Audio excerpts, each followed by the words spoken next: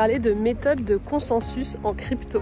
Il faut que tu saches comment ça marche, mais je t'assure que c'est hyper facile. Les deux méthodes qu'on va expliquer, c'est la Proof of Work et la Proof of Stack.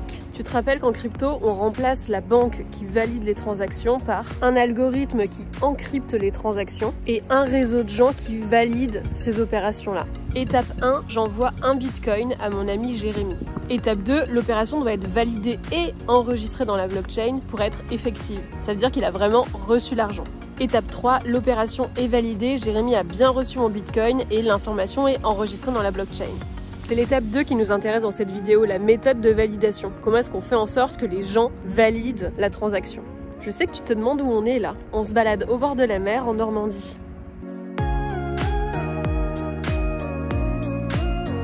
La Proof of Work, elle utilise le système de minage. Donc les mineurs, c'est ceux qui vont valider l'opération, vont en gros prêter leurs ordinateurs pour qu'ils résolvent des opérations mathématiques complexes. Tu as compris que ces opérations mathématiques complexes, c'est l'algorithme qui encrypte la transaction. Et en fait, ils sont en concurrence. Ça veut dire que cet algorithme, il est disponible. Tous les mineurs vont s'affronter. Celui qui arrive en premier à résoudre l'opération a le droit d'enregistrer l'information dans la blockchain. Je suis sûre que tu te demandes pourquoi ça fonctionne comme ça. En fait, si ça fonctionne comme ça, c'est parce que ça permet de définir de manière aléatoire qui va résoudre l'opération. Personne ne peut savoir à l'avance qui va résoudre en premier l'opération et donc enregistrer la transaction.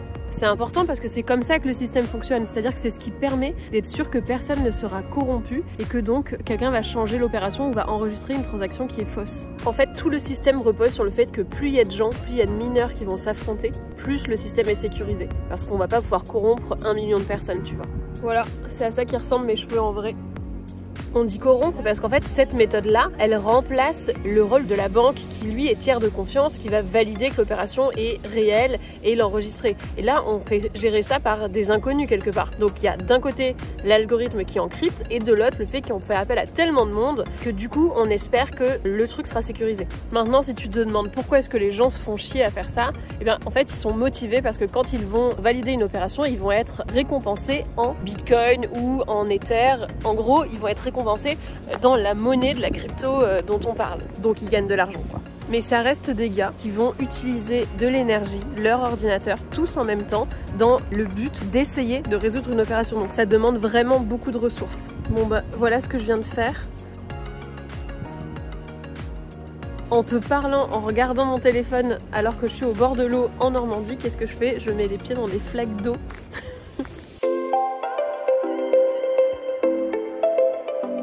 Mais puisque c'est énergivore, il y a un second modèle qui a été créé de méthode de validation, de consensus, dont j'ai trop envie de te parler. C'est la méthode qui s'appelle la Proof of Stack. Bon, en français on dit preuve d'enjeu, mais quasiment personne parle en français sur ce sujet-là. Donc il y a deux gars qui ont réfléchi et qui se sont demandé comment est-ce qu'ils pouvaient avoir le même résultat sans passer par le minage. Il faut réunir 4 éléments. Le premier, c'est comment est-ce qu'on trouve quelqu'un de manière aléatoire pour valider l'opération. Ensuite, comment tu fais en sorte que la personne soit motivée pour faire ce truc-là? Ensuite, comment est-ce que tu fais en sorte que ça soit ultra sécurisé? Et le dernier point, c'est comment est-ce que tu peux faire en sorte que ça consomme moins? Alors ils se sont dit, on va demander à des gens qui possèdent de la crypto de les verrouiller, donc de les mettre en jeu quelque part, en anglais on dit stacker, et on va créer un protocole, donc un algorithme, qui va définir de manière aléatoire parmi toutes les personnes qui ont stacké leur crypto, qui a le droit de valider l'opération. Et on l'appellera le validateur. Et plus tu as de tokens verrouillés, plus tu as de chances d'être choisi pour être validateur.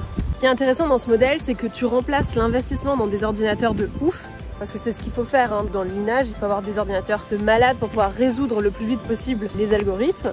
Et bien tu remplaces cet investissement-là en investissement dans la crypto, parce que plus tu possèdes de la crypto et tu la stacks, plus tu as des chances d'être choisi pour être validateur. Maintenant tu vas me dire comment c'est sécurisé. Là où c'est pas mal, c'est que le modèle même du stacking incite à ce que le validateur valide vraiment des opérations de manière sécurisée, c'est-à-dire qu'il va pas valider des opérations qui sont invalides. Évidemment ce qu'il va faire est revu. Si jamais on découvre une erreur, et bien ce sont ces cryptos stackées qui sont détruites. C'est pour ça qu'on dit mis en jeu. Je mets en jeu mes cryptos, en échange j'ai le droit de valider. Si j'ai validé, j'ai une récompense. Si j'ai fait une mauvaise validation, eh bien mes cryptos mises en jeu sont détruites. C'est pas un modèle qui est encore très répandu, il y a assez peu de cryptos qui l'utilisent, mais parmi celles qui l'utilisent, il y a notamment la blockchain qui s'appelle Cardano, il y a la blockchain française qui s'appelle Tezos et il y a Algorand. Et les trucs super positifs, il y a notamment que ça coûte moins cher, que ça coûte moins d'énergie, que c'est plus rapide et qu'il n'y a pas besoin d'investir dans des matériaux de ouf. Le truc qui est moins cool, c'est que ton argent il est stacké, donc il est immobilisé, que ça fait pas hyper longtemps que c'est une méthode qui est exploitée, donc on n'a pas encore énormément de recul. Et ensuite que les validateurs du coup ont vachement de pouvoir sur la transaction. Je vais parler du cas de la blockchain Ethereum parce que c'est assez intéressant. Ils sont en modèle de consensus qui est Proof of Work et ils sont en train de passer sur un modèle Proof of Stack. Sauf que t'as capté que le modèle de consensus était vraiment la colonne vertébrale d'un projet crypto, donc ça veut dire changer le code au cœur même du système. Ouais, si elle veut changer, c'est notamment parce que la méthode Proof of Work en elle-même est quand même assez chère et avec le nombre de personnes qui utilisent le système Ethereum, c'est à cause de ce genre de choses que les frais de transaction sont énormes et que les transactions sont plutôt lentes. Donc Ethereum 2.0, donc la nouvelle version qui sortira, ça sera sous le modèle Proof of Stack. Et alors comment ça va se passer? Eh bien déjà, il faudra posséder au moins 32 ETH et les stacker et les mettre en jeu pour pouvoir être défini comme un validateur. Quand tu es validateur, tu vas créer un bloc. Ça veut dire, grosso modo, que tu valides des transactions. Enfin, tu valides un bloc de transactions, quoi. Mais tu vas aussi attester des blocs. Ça veut dire que tu vas valider et confirmer les blocs qui ont été créés par d'autres. C'est comme ça que se passe la revue. C'est que tu vas créer tes propres blocs. S'ils sont validés par les autres, c'est validé, t'as ta récompense. S'ils sont invalidés par les autres, dans ce cas-là, c'est là que tes cryptos sont en jeu, quoi. Si tu valides un bloc avec une erreur, on appelle ça valider un bloc malveillant. Putain, je marche dans l'eau!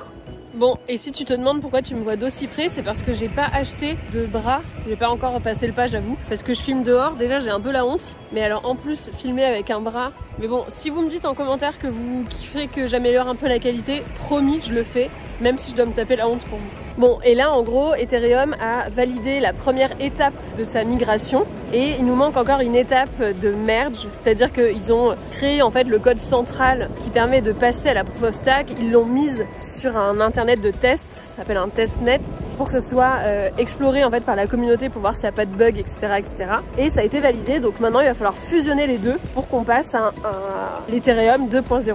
Et donc ça, ils l'ont annoncé, il me semble, pour juin de cette année. Mais bon, ça fait des années et des années qu'ils le disent déjà. Donc ça m'étonnerait que ce soit aussi rapide que ça, mais enfin on verra.